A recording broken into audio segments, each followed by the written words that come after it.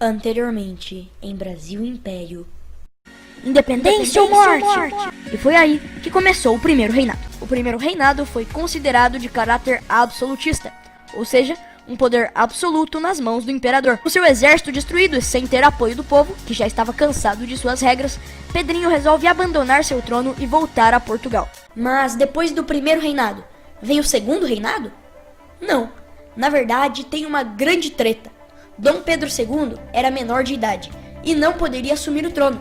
E além disso, não havia nenhum outro parente próximo de Dom Pedro I que pudesse governar. Mas então, quem irá substituí-lo? Segundo a Constituição, seria uma regência trina. É o quê? Calma.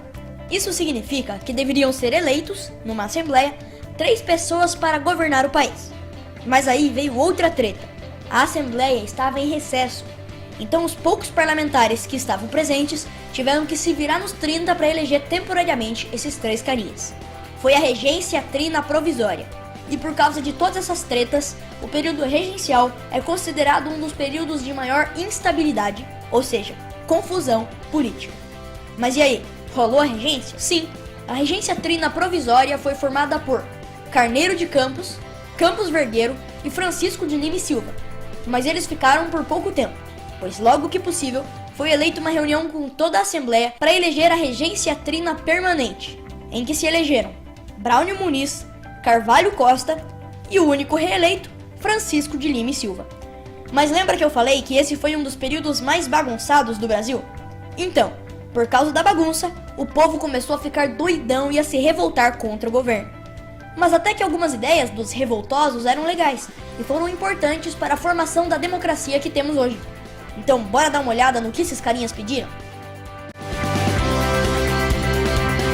A revolta da cabanagem ocorreu na antiga província do Grão-Pará, região em que havia fome, pobreza e desemprego. Dessa forma, índios, mestiços e escravos se revoltaram por melhores condições de vida. Os revoltosos chegaram a assassinar o presidente da província do Grão-Pará e instituir um novo presidente. Mas o governo não gostou nada disso, e logo as tropas oficiais acabaram com a revolta. A revolta da Balaiada ocorreu no Maranhão, na tentativa de acabar com a crise econômica e com a desigualdade no estado. Os revoltosos chegaram a tomar a vila de Caxias, na região, mas como sempre, as forças do governo contiveram essa revolta. A revolta dos Malês ocorreu em Salvador, na Bahia, onde grande parte da população eram escravos e fugitivos. Esses eram, em sua maioria, islâmicos. E dentre outros motivos, porque não podiam seguir sua religião, eles se uniram para tentar derrubar o governo da região e criar uma república islâmica. Os revoltosos haviam preparado tudinho para a revolta. Eles iriam criar um caos na cidade. Mas na noite anterior à bagunça, eles foram denunciados ao governo, que rapidamente impediu essa revolução.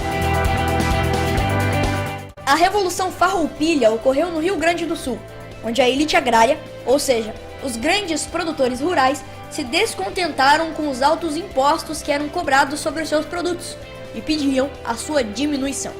E esses foram longe, tomaram Porto Alegre e Santa Catarina, proclamando as repúblicas de Piratini e Juliana.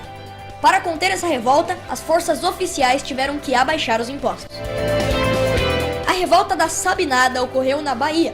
Os revoltosos eram militares e pessoas da classe média. Eles pediam mais autonomia política na província, pois não se contentavam com o governo regencial. Os revoltosos foram às ruas e tomaram o poder, instituindo a República Baiense. Mas as forças oficiais também acabaram com a revolta, deixando mais de 1000 pessoas mortas. Devido às instabilidades do governo, a regência trina permanente foi substituída por uma regência una, onde foi eleito o padre Diogo Feijó. Na tentativa de apaziguar as revoltas, ele toma um perfil mais liberal, ou seja, dando mais autonomia e liberdade para o povo.